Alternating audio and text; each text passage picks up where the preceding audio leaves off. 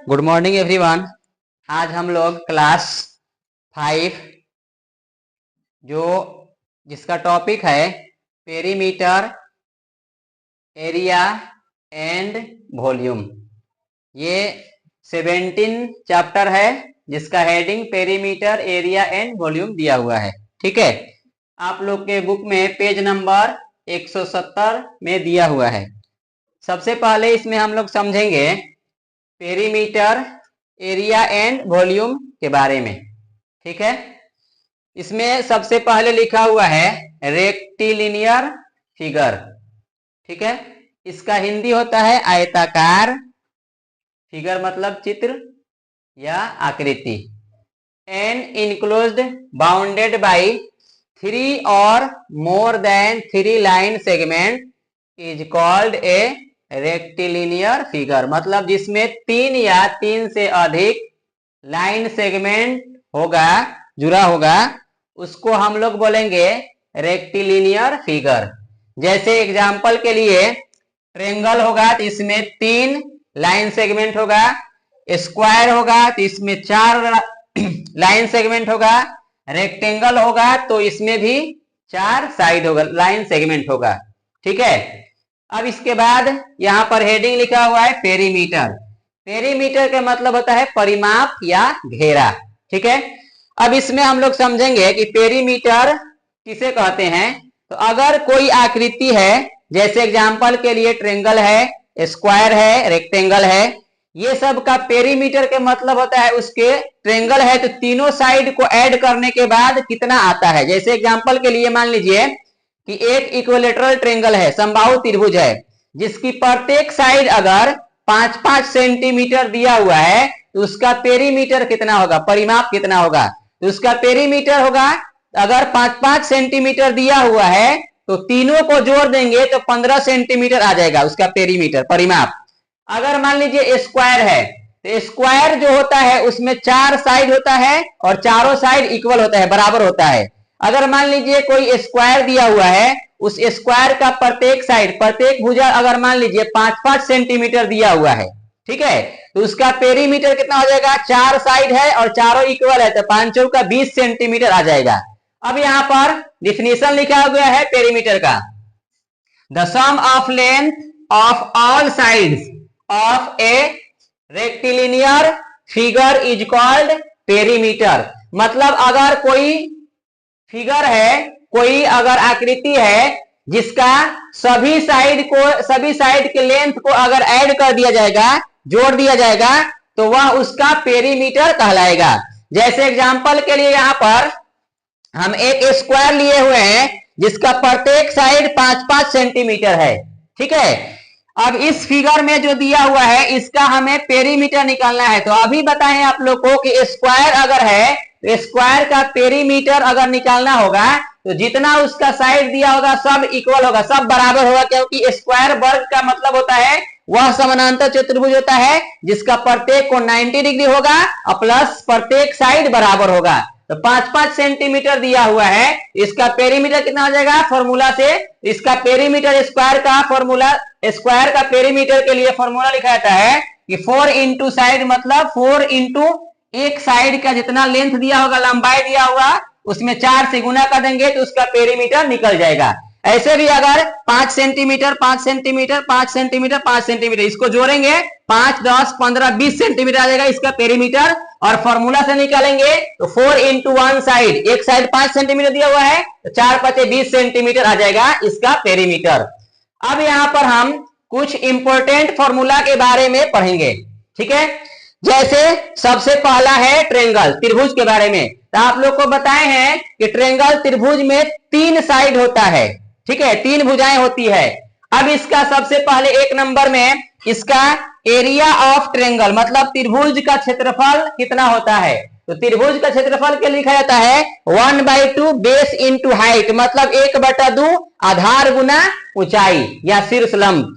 दूसरा यहाँ पर लिखा गया है पेरीमीटर ऑफ ट्रेंगल, मतलब त्रिभुज का परिमाप कितना होगा। परिमाप के मतलब तीनों साइड को ऐड कर दिया जाएगा। अब देखिए यहाँ पर पेरीमीटर ऑफ ट्रेंगल लिखा गया है, तो perimeter of triangle a + b + c लिखा गया है।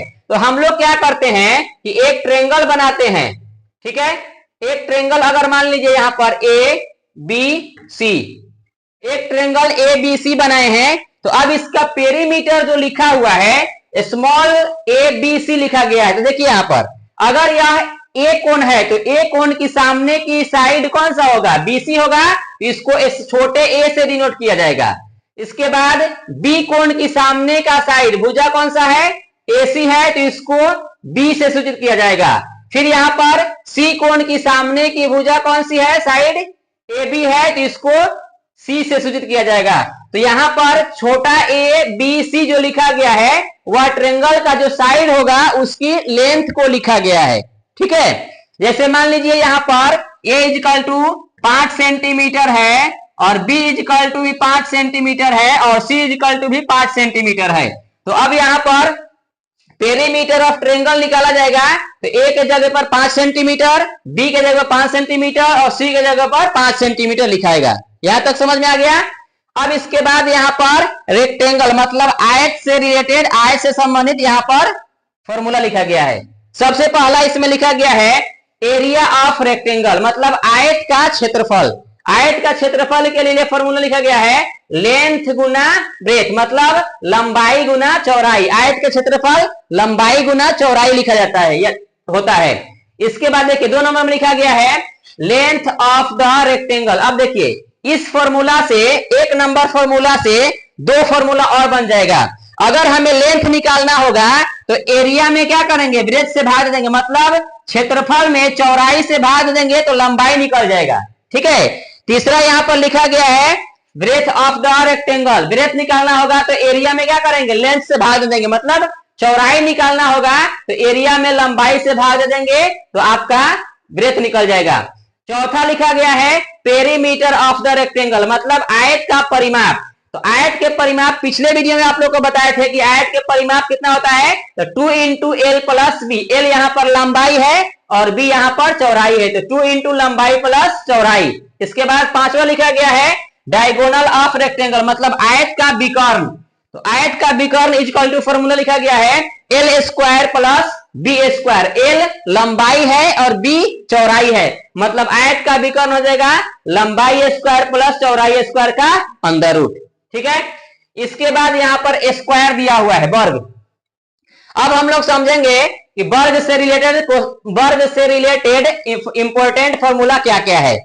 तो सबसे पहले स्क्वायर, इसका एरिया ऑफ द स्क्वायर मतलब वर्ग का क्षेत्रफल कितना होता है। तो हम लोग जनरली पढ़ते हैं भुजा स्क्वायर जिसे साइड बोला जाता है, साइड दी होल स्क्वायर को लिखा गया है। यहां पर आप ये भी लिख सकते हैं ए स्क्वायर, ए के मतलब यहां पर साइड होगा। अब यहां पर दूसरा लिखा गया है पेरीमीटर ऑफ स्क्वायर। तो perimeter of square 4 into side मतलब 4 इंटू एक भुजा। इसके बाद डायगोनल ऑफ स्क्वायर मतलब वर्ग का विकर्ण। तो वर्ग का विकर्ण होता है √2 गुना एक भुजा मतलब √2 इंटू ए, तो √2 इंटू साइड लिखा गया यहाँ पर। इसके बाद है कि ए साइड ऑफ, अब देखिए यहां पर अगर हम साइड निकालेंगे यहां से तो क्या करेंगे, ए साइड ऑफ स्क्वायर। स्क्वायर मतलब ए साइड ऑफ स्क्वायर निकालेंगे तो क्या होगा, एरिया का अंडर रूट लिख देंगे, मतलब वर्ग का अगर भुजा निकालना होगा तो क्षेत्रफल का वर्गमूल निकाल देंगे तो यहां पर साइड निकल जाएगा। इसके बाद लिखा गया है ए साइड ऑफ द स्क्वायर। ठीक है, तो 2 तरीका है इसके निकालने के लिए। पेरीमीटर में 4 से, जब पेरीमीटर दिया रहेगा और साइड निकालना होगा तब ये वाला फॉर्मूला लगाया जाएगा। अगर क्षेत्रफल दिया रहेगा और साइड निकालना होगा तब ये वाला फॉर्मूला लगाया जाएगा। ठीक है, अगर यहां पर दूसरा लिखा गया है ए साइड ऑफ द स्क्वायर, अगर डायगोनल दिया रहेगा और उसका साइड निकालना होगा वर्ग का तो क्या करेंगे, डायगोनल में √2 से डिवाइड कर देंगे। ठीक है, अब इसी बेस पर यह जो क्वेश्चन लिखा गया है या जो समझाए हैं फॉर्मूला, इसी बेस पर आप लोग के बुक में एक्सरसाइज दिया होगा 17A, एक्सरसाइज 17A 17A। ठीक है, 17A। अब इसमें आप लोग को क्वेश्चन दिया होगा पेज नंबर 172 में है, 172 पेज नंबर में है एक्सरसाइज 17A। इसमें क्वेश्चन दिया है जो भी क्वेश्चन पहला दिया होगा find the perimeter of the triangle whose measure are as follows, मतलब उसमें क्वेश्चन दिया होगा आप लोग के बुक में कि पेरीमीटर निकालना है, अगर ट्रायंगल का निकालना है या रेक्टेंगल का निकालना है या स्क्वायर का निकालना है, वो आप लोग सॉल्व करेंगे। और अगर नहीं समझ में आएगा तो आप लोग कमेंट बॉक्स में बताएंगे, उसका समाधान किया जाएगा। Thank you.